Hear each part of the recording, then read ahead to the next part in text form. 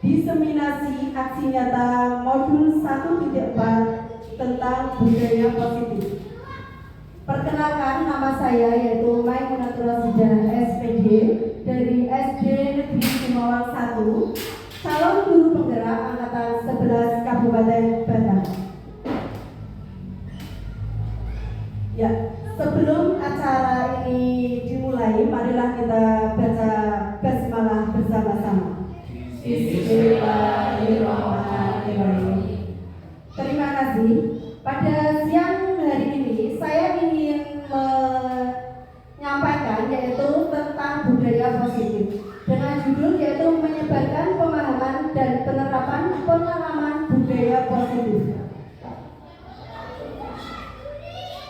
Perkenalkan dulu,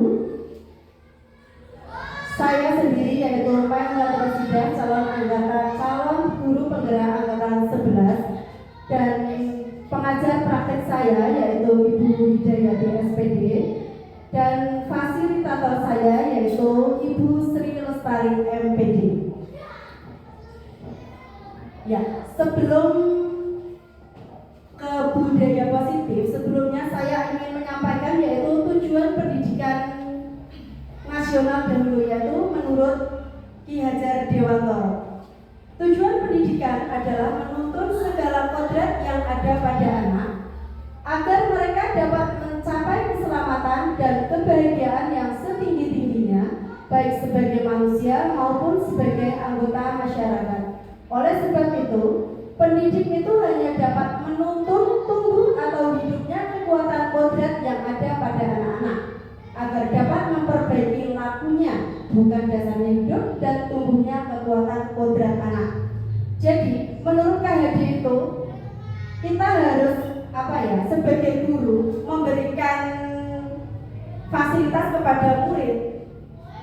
Jadi, pendidikan itu berpusat pada murid, tidak pada guru, ya. Nah, di sini ada pertanyaan pemantik dulu. Jenengan setuju atau tidak setuju nanti bisa dipikirkan di dalam hati Bapak Ibu semuanya, ya. Yang pertama, hukuman dapat mendisiplinkan anak. Setuju atau tidak setuju? Coba nanti Ibu renungkan dan Ibu pikirkan, ya.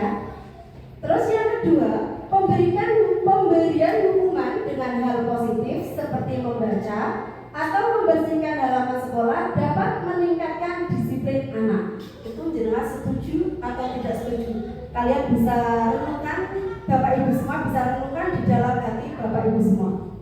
Terus yang ketiga, memberi penghargaan dapat meningkatkan motivasi belajar anak.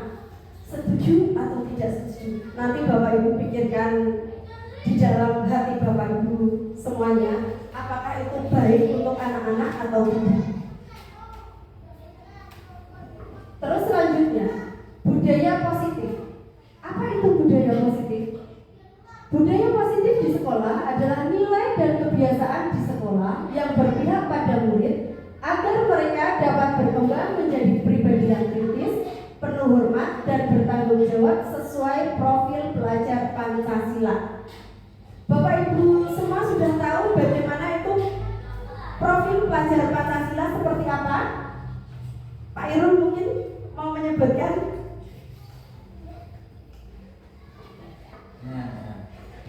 Apa? Ya. Ya. Bertakwa kepada Tuhan Yang Maha Esa dan berakhlak mulia, berkebinekaan global, mandiri, bergotong royong, kreatif dan bernalar kritis. Iya, terima kasih Pak Irul, ya. Jadi profil pelajar Pancasila itu seperti apa sih? Yaitu pertama yaitu beriman, bertakwa kepada Tuhan Yang Maha Esa. Seperti yang Pak Irul tadi sebutkan, ya. Ada 6 yaitu profil pelajar Pancasila. Ya.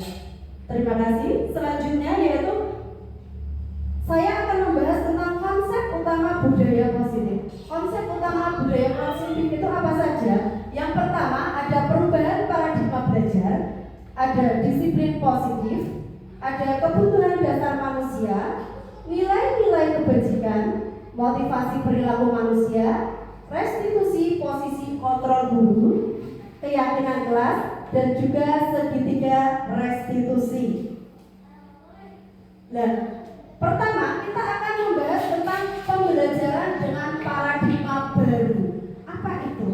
Yaitu pembelajaran dengan paradigma baru merupakan pembelajaran yang dirancang berdasarkan prinsip pembelajaran berdiferensiasi, sehingga para peserta didik belajar sesuai kebutuhan berdasarkan tahap perkembangan sesuai teori psikologi modern untuk mewujudkan profil pelajar Pancasila. Seperti yang tadi kita sebutkan sudah, yaitu profil pelajar Pancasila itu apa saja? Yang pertama ada beriman, bertakwa kepada Tuhan Yang Maha Esa dan berakhlak mulia. Jadi di sini kita mengharapkan murid-murid kita itu mempunyai akhlak-akhlak yang baik dan juga taat kepada Tuhan, khususnya yaitu Allah Subhanahu wa taala ya, sebagai umat muslim. Dan juga yang kedua berkebinekaan global. Apa itu berkebinekaan global? Di Indonesia itu kan kita kaya dengan adanya budaya bangsa Indonesia dari Sabang sampai Merauke ya Bapak Ibu semua ya. Jadi di sini kita belajar bareng dengan murid-murid, kita berkolaborasi dengan murid, dengan anak didik kita untuk mengenal budaya-budaya yang ada di Indonesia khususnya. Terus yang ketiga mandiri. Bagaimana kita mengajarkan anak-anak kita, peserta didik kita untuk bersikap lebih mandiri. Mandiri dalam artian apa? Semuanya apa ya? Kita sebagai guru hanya dituntut untuk menuntun murid ya. Jadi kita menuntun murid bagaimana cara belajarnya. Makanya di dalam profil pelajar Pancasila yang sekarang ini kita akan memberikan pembelajaran yang berdiferensiasi. Itu seperti apa? Seperti tadi, jadi anak dididik untuk bersikap mandiri, juga bernalar kritis. Jadi murid-murid ya apa ya, mempunyai pemikiran yang lebih kritis ya, kreatif juga, dan juga bergotong royong. Di dalam bergotong royong, di sini tidak hanya bergotong royong di dalam membersihkan halaman atau apa, tetapi di dalam pembelajaran di dalam kelas pun kita dianjurkan untuk menuntun murid bagaimana berkolaborasi dengan teman ya. Selanjutnya yaitu perubahan paradigma belajar. Jadi di dalam membangun budaya positif sekolah dapat menyiapkan lingkungan yang positif, aman dan nyaman agar siswa mampu berpikir, bertindak dan mencipta dengan merdeka, mandiri dan bertanggung jawab, yakni pembelajaran yang berdiferensiasi untuk mewujudkan profil pelajar Pancasila. Seperti tadi ya yang sudah kita sebutkan, yaitu apa saja tentang profil pelajar Pancasila. Ya, sebelum itu kita akan mempelajari itu dulu tentang miskonsepsi tentang teori kontrol. Apa itu teori kontrol? Yang pertama, Bapak Ibu guru merasa seperti apa?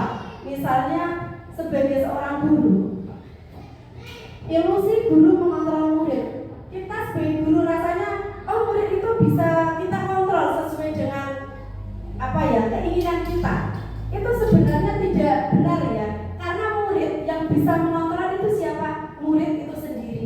Jadi Bapak Ibu guru hanya bisa mengarahkan atau apa ya, memberikan keyakinan kepada murid itu untuk apa ya, melakukan sesuai dengan keinginannya. Kita sebagai guru hanya menuntut untuk ke hal yang lebih baik.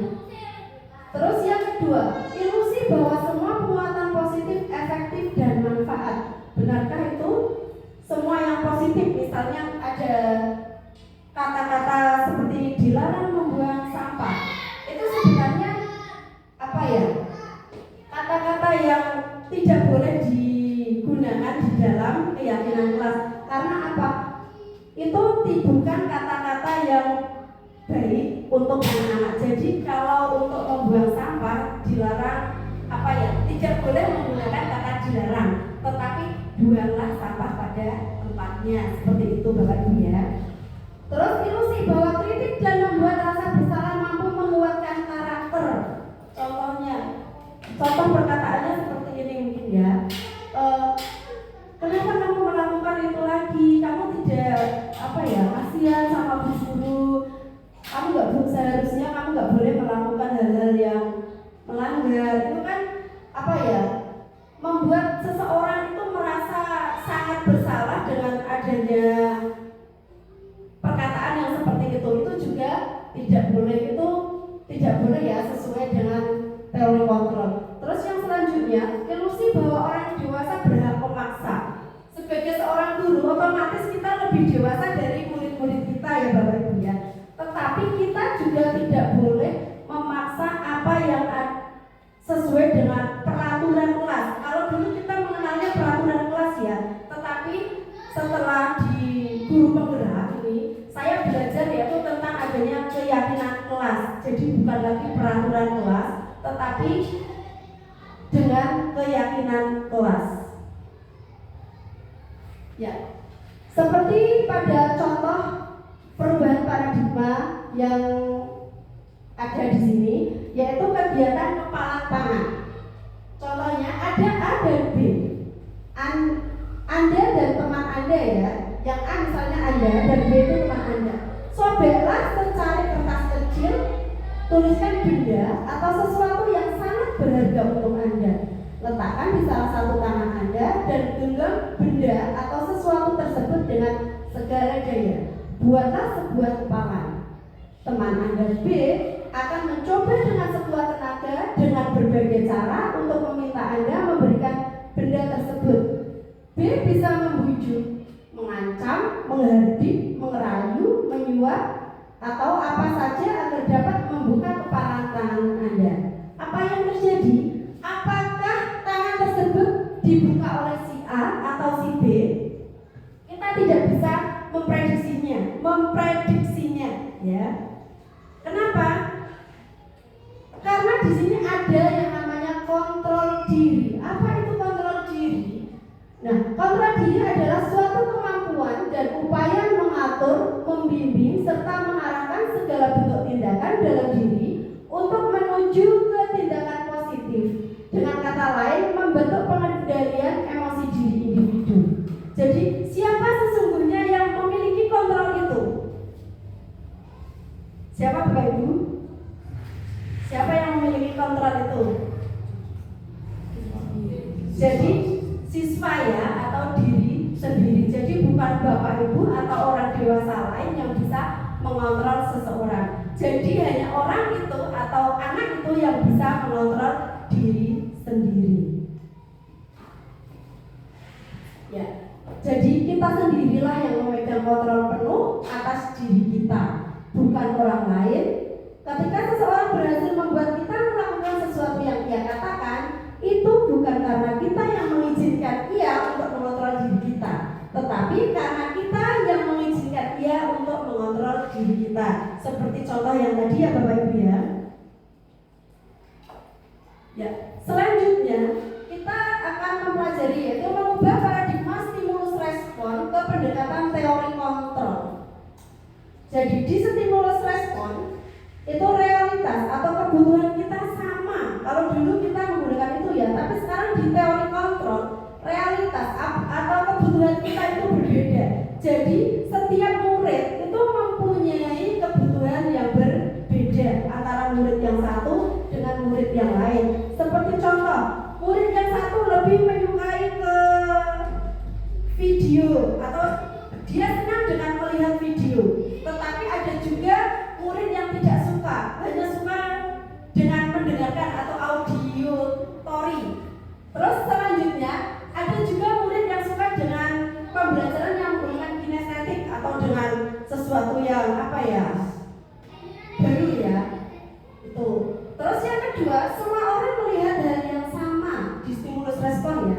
Tetapi di teori kontrol, setiap orang itu memiliki gambaran yang berbeda. Seperti kita melihat apa ya? Kita melihat peta. Jadi walaupun melihat peta, nanti setiap anak juga akan memiliki gambaran yang berbeda-beda. Walaupun dari hanya sebuah gambar peta, tetapi mereka mesti akan mengartikan yang berbeda. Terus yang ketiga, di stimulus respon kita mencoba mengubah orang agar berpandangan sama dengan kita. Apakah bisa Bapak Ibu? Tidak bisa ya. Kenapa? Di teori kontrol kita berusaha berbeda. Nah, kita hanya bisa berusaha memahami. Jadi pandangan orang yang berbeda. Jadi tidak semua pandangan orang itu sama, tetapi berbeda. Selanjutnya, di stimulus respon, perilaku buruk dilihat sebagai suatu kesalahan. Jadi, tapi di teori kontrol semua perilaku memiliki tujuan. Jadi, jika ada anak yang berperilaku yang kurang baik, jadi kita jangan langsung mengejas atau memberikan, oh kamu itu salah, kamu itu tidak boleh seperti itu tidak boleh ya Bapak Ibu ya. Jadi kita harus menanyakan dulu alasannya mengapa dia melakukan hal itu. Terus selanjutnya, orang lain bisa mengontrol saya di stimulus respon, tetapi di teori kontrol hanya Anda yang bisa mengontrol diri Anda, seperti yang tadi kita sudah bahas ya Bapak Ibu ya. Terus selanjutnya, saya bisa mengontrol orang lain, tetapi di teori kontrol Anda tidak bisa mengontrol orang lain. Selanjutnya, di stimulus respon pemaksaan ada pada saat bujukan gagal, tetapi di teori kontrol kolaborasi dan konsensus menciptakan pilihan-pilihan baru. Jadi dari semua kesalahan atau yang anak didik lakukan, itu kita bisa berkolaborasi dengan mereka dengan memberikan memberikan semacam seperti dalam keyakinan kelas, kita memberikan pilihan kepada anak didik kita untuk memperbaiki. Misalnya mereka membuat kesalahan dan kita memberikan semacam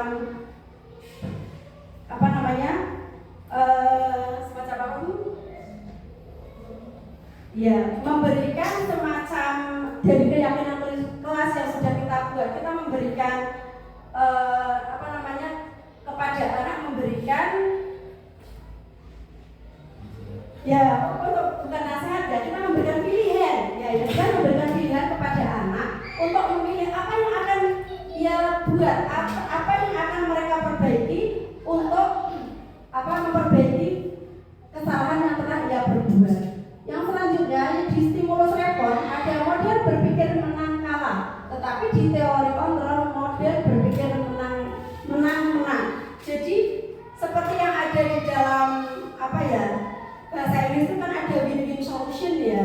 Jadi anak itu tidak ada menang ataupun kalah, tetapi anak diberikan pilihan untuk memberikan apa yang akan dia perbuat setelah dia melakukan kesalahan tadi.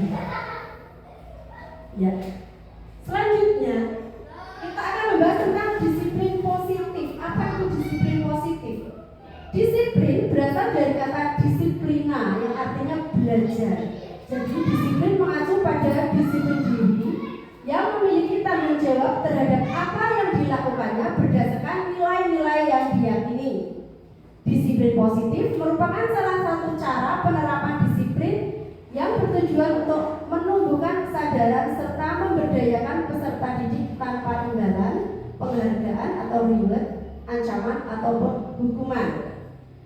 Dan sebagai pendidik, tujuan kita adalah menciptakan peserta didik yang memiliki disiplin diri sehingga mereka berperilaku mengacu kepada nilai-nilai kebajikan universal dan memiliki motivasi intrinsik dalam perubahan perilaku ke arah yang lebih baik. Jadi kita memberikan dorongan kepada murid. Jika ada murid yang melakukan kesalahan atau apapun, kita tidak bisa hanya dengan nanti kalau kamu bisa berlaku baik, misalnya nanti akan ibu guru kasih hadiah. Itu tidak boleh seperti itu, karena nanti murid akan berasa berarti harus berbuat baik biar dapat hadiah dari ibu guru. Biasanya kan murid nantinya akan berpikir selalu seperti itu. Jadi dia hanya bisa berpikir berbuat baik, tapi hanya menginginkan imbalan. Tetapi buatlah murid itu merasa, oh saya berlaku seperti itu. Untuk apa? Untuk diri sendiri. Jadi motivasi itu tidak dari luar, tetapi dari dalam diri anak itu sendiri.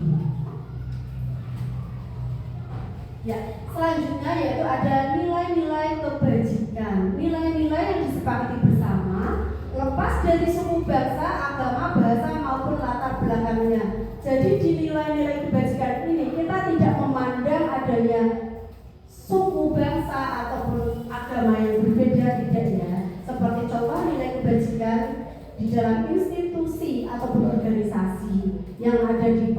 belajar Pancasila seperti tadi, ada beriman dan bertakwa pada Tuhan Yang Maha Esa, berakhlak mulia dan berakhlak mulia, berkebinekaan global, gotong royong, mandiri, kreatif dan juga bernalar kritis. Dari Ibu Primary Years Program atau PYP, yaitu adanya toleransi, rasa hormat, integritas, mandiri, menghargai, antusias, empati, pengetahuan, kreativitas, kerjasama, percaya diri dan juga komitmen.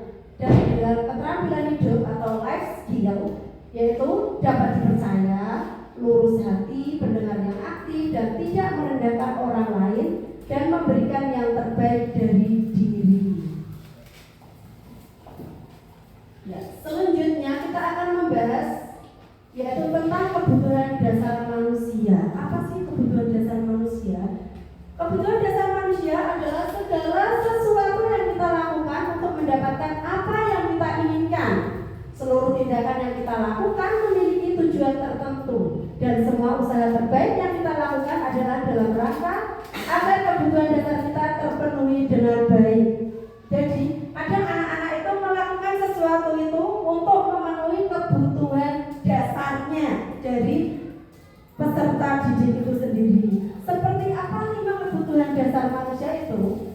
Yang pertama yaitu adanya bertahan hidup. Bertahan hidup itu apa? Yaitu adanya makanan, pakaian, tempat tinggal, keamanan dan juga kesehatan. Itu kebutuhan dasar manusia.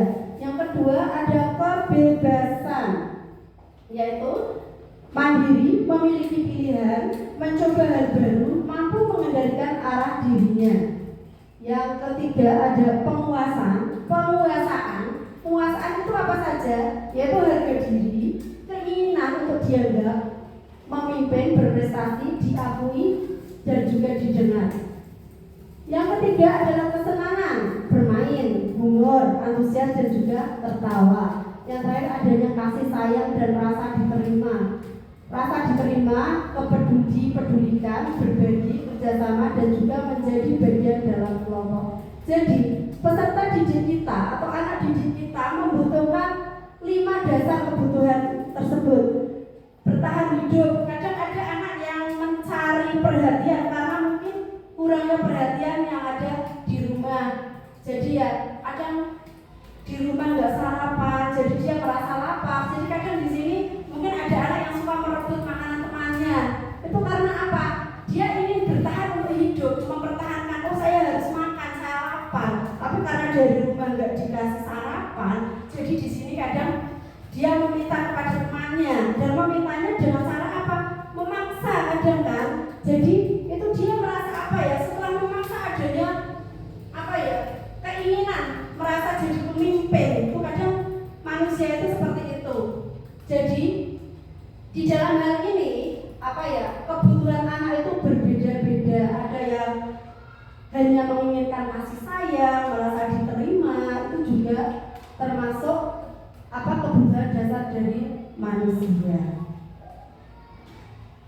Nah, selanjutnya ada motivasi perilaku manusia. Yang pertama yaitu untuk menghindari ketidaknyamanan atau hukuman. Apa yang akan terjadi apabila saya tidak melakukannya?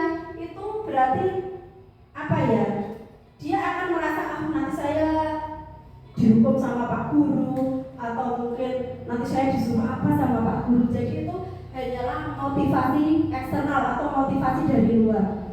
Terus yang kedua, untuk mendapatkan imbalan dari orang lain atau institusi. Jadi di sini apa yang akan saya dapatkan apabila saya melakukannya? Biasanya ada murid juga yang seperti itu. Jadi dia melakukan apapun karena ingin mendapatkan imbalan. Seperti reward itu tadi ya. Itu juga termasuk motivasi eksternal. Tapi yang ketiga di sini ada motivasi untuk menghargai diri sendiri. Jadi saya akan menjadi orang seperti apa bila saya melakukannya. Nah, di sini ini sudah merupakan motivasi internal yang tujuannya adalah untuk mendisiplinkan diri sendiri atau disiplin kepada siswa itu tersebut. Jadi disiplin itu muncul bukan dari orang lain atau karena mengharap imbalan dari bapak guru, tetapi murni itu keluar dari dalam diri anak sendiri untuk melakukan hal-hal yang lebih baik. Ya. Selanjutnya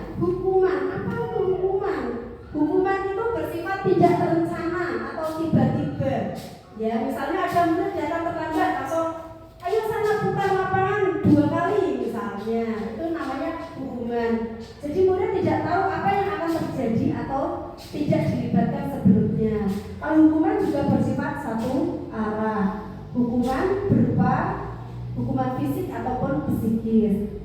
Kalau konsekuensi di sini terencana atau sudah disepakati bersama sesuai dengan peraturan yang sudah ada. Terus selanjutnya murid tetap dibuat tidak nyaman karena adanya peraturan tadi ya. Karena murid merasa kalau saya tidak melakukan sesuai dengan aturan nanti saya dimarahi Pak Guru atau saya nanti diberikan hukuman atau saya nanti konsekuensinya berarti kalau saya datang terlambat saya disuruh berdiri di depan kelas, misalnya itu adalah konsekuensi. Terus sikap guru selalu memonitor murid. Jadi seperti yang tadi ya, kita selalu menyuruh murid atau murid itu sebagai kita merasa sebagai bisa mengontrol murid tersebut ya. Terus selanjutnya yaitu restitusi. Proses menciptakan kondisi bagi murid untuk memperbaiki kesalahan ya. Terus selanjutnya proses kolaboratif yang mengajarkan murid untuk mencari solusi sendiri. Jadi di restitusi ini di dalam guru penggerak kemarin saya juga baru mengenal ya adanya restitusi. Jadi kita berusaha untuk berbicara dengan murid dulu untuk menciptakan kondisi murid untuk memperbaiki kesalahan ya. Terus yaitu berkolaborasi juga dengan murid untuk mencari solusi sendiri. Jadi jika murid melakukan kesalahan itu diusahakan kita untuk berbicara dulu dengan murid tersebut apa yang terjadi, terus kenapa kamu melakukannya. Jadi setelah itu murid itu disuruh mencari sendiri apa yang akan dia lakukan untuk memperbaiki kesalahan tersebut. Ya, yang selanjutnya yaitu 5 posisi kontrol guru. Posisi kontrol guru itu apa saja? Yang satu ada sebagai penghukum, yang kedua sebagai teman, yang ketiga yaitu pembuat merasa bersalah, yang keempat sebagai pemantau, dan yang kelima sebagai manajer. Nah, Bapak Ibu guru bisa renungkan sendiri selama ini yang Bapak Ibu lakukan itu sebagai apa di sini? Apa sebagai penghukum, selalu menghukum murid yang melakukan kesalahan, atau sebagai teman, atau pembuat merasa bersalah, pemantau, ataupun sebagai manajer. Nah, sebagai penghukum. Nah, seorang penghukum ini bisa menggunakan hukuman fisik maupun verbal. Jadi orang-orang yang menjalankan posisi penghukum senantiasa mengatakan bahwa sekolah memerlukan sistem atau alat yang dapat lebih menekan murid-murid lebih dalam lagi. Jadi setiap murid melakukan kesalahan pasti ada hukuman. Dan hukuman itu tidak diketahui oleh anak mau dihukum seperti apa setelah melakukan kesalahan. Yang kedua, sebagai teman, guru pada posisi ini tidak akan menyakiti murid, namun akan tetap berupaya mengontrol murid melalui persuasi. Posisi teman pada guru bisa negatif ataupun positif. Positif di sini berupa hubungan yang baik terjalin antara guru dan murid. Guru di posisi teman menggunakan hubungan baik dan humor untuk mempengaruhi seseorang. Jadi kita bisa melakukan seperti mengajak anak itu, yuk kasihan bu guru nek kamu melakukan seperti ini terus, nanti gimana kelanjutannya. Jadi kita menganggap murid itu sebagai teman. Jadi murid akan memperlakukan kita juga kayak teman gitu. Dia bercerita mungkin curhat atau apapun, dia lebih tidak takut dibanding dengan penghukum. Terus selanjutnya pembuat merasa bersalah.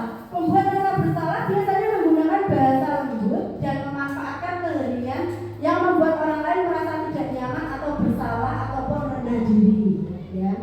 Selanjutnya pemantau. Memantau berarti mengawasi. Pada saat kita mengawasi, kita bertanggung jawab atas perilaku orang-orang yang kita awasi.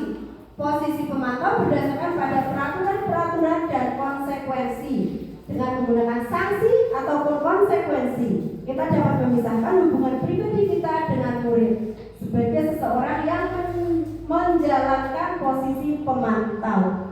Terus yang selanjutnya, posisi sebagai manajer.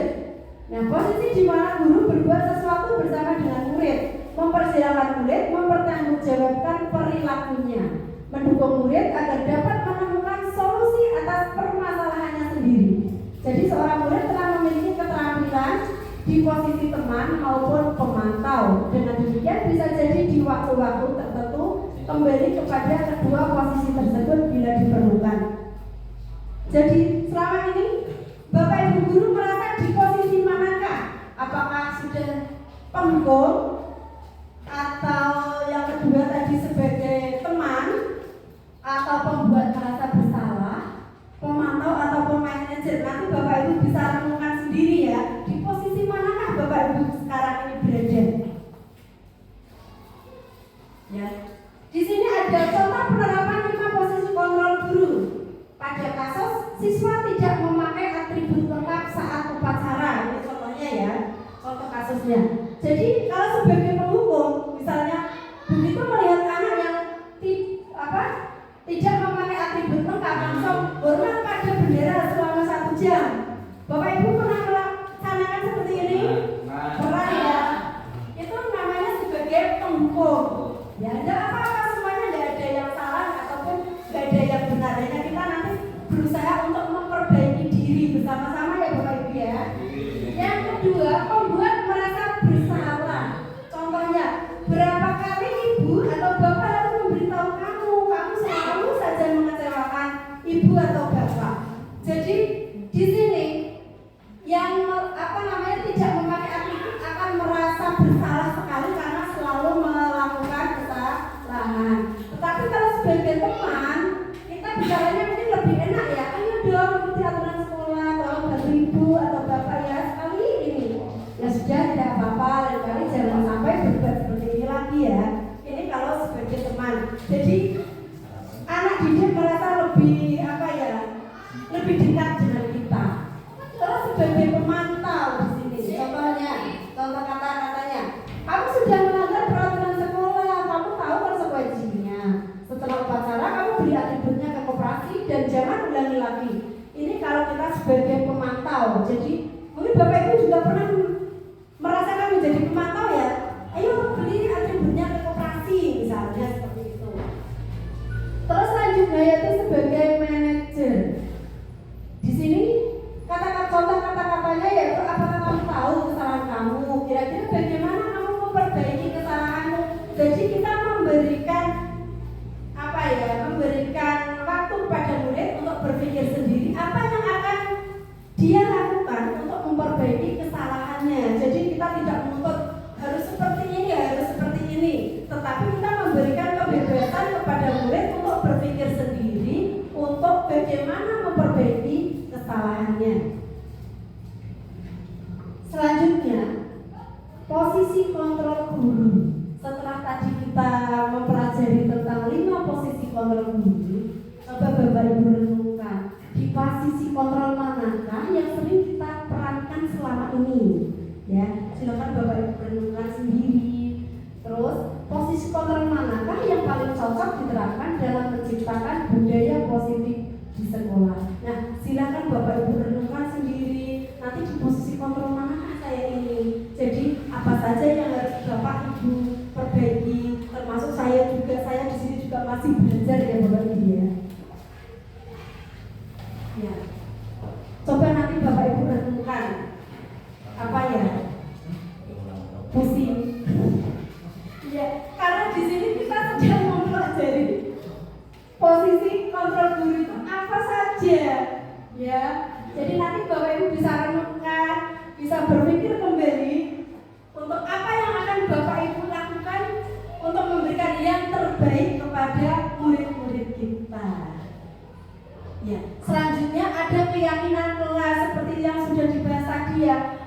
Ada pertanyaan, mengapa keyakinan kelas? Mengapa bukan peraturan kelas? Ya, kenapa? Nah, karena di sini kalau peraturan kelas itu kan kita sudah ada dan murid tidak tahu peraturan-peraturan tadi karena siapa yang membuat peraturan? Biasanya Bapak Ibu guru ya atau di sekolah itu sudah ada. Tetapi di dalam keyakinan kelas itu yang pertama satu bersifat abstrak. Jadi yang kedua berupaya pernyataan universal. Yang ketiga dibuat dalam pernyataan positif. Terus yang keempat sedikit saja kata-katanya agar mudah diingat. Ya.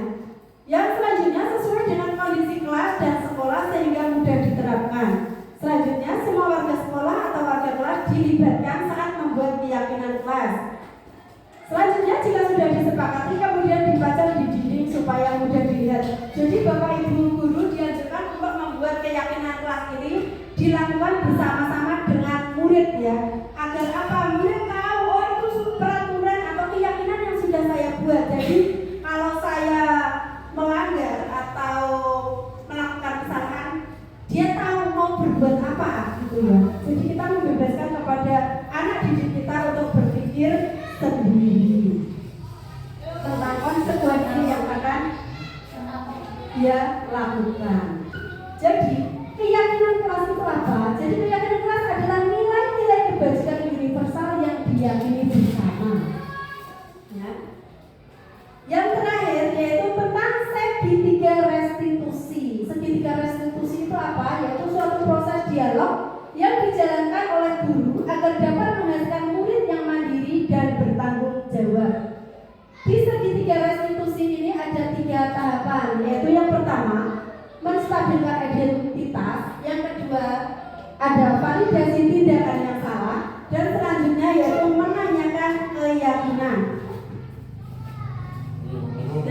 Di dalam menstabilkan identitas di sini berdasarkan prinsip membuat kesalahan adalah bagian dari proses pembelajaran. Contoh kata-katanya seperti ini: berbuat salah itu wajar.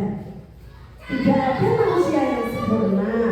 Ibu atau bapak juga pernah melakukan itu. Terus ibu atau bapak tidak mau mencari siapa yang salah, tapi ibu atau bapak ingin mencari solusi dari permasalahan ini.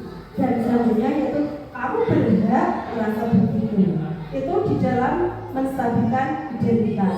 Selanjutnya yaitu validasi tindakan yang salah, yaitu berdasarkan prinsip setiap perilaku berupaya memenuhi suatu kebutuhan tertentu.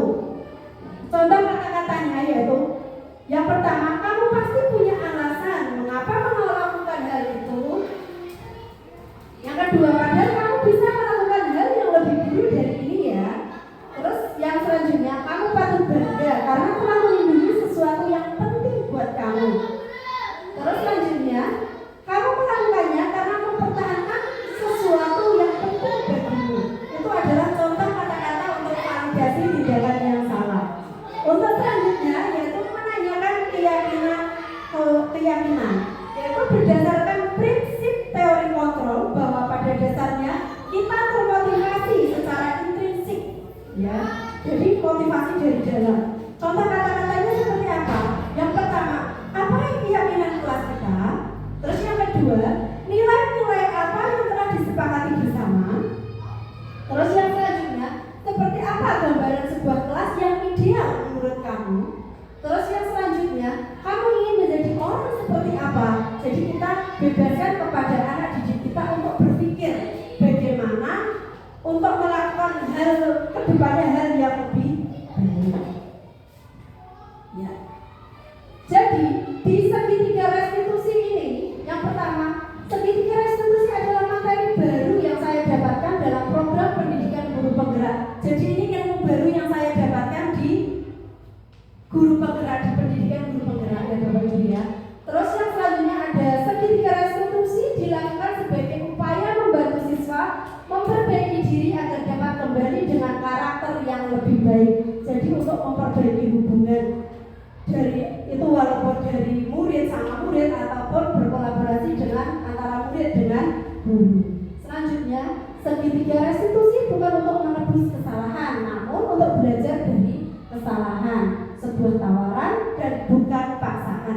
Jadi di sini Bapak Ibu guru memberikan kebebasan kepada anak didik kita untuk apa yang berpikir sendiri setelah dia melakukan kesalahan, apa yang akan dia perbaiki untuk memperbaiki kesalahan tersebut.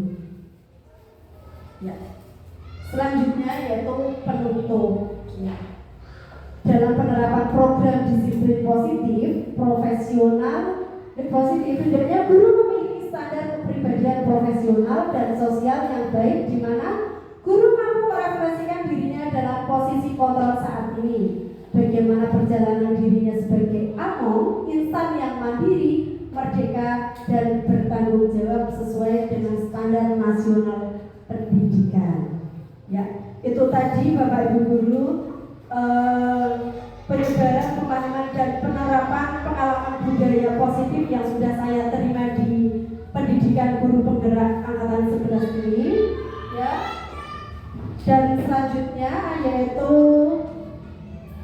terima kasih atas kesediaan Bapak Ibu Guru semua sudah hadir di sini. Dan sebelum acara ini saya tutup, marilah kita baca hamdalah bersama-sama. Alhamdulillah. Terima kasih. Salam guru bergerak. Wassalamualaikum warahmatullahi wabarakatuh.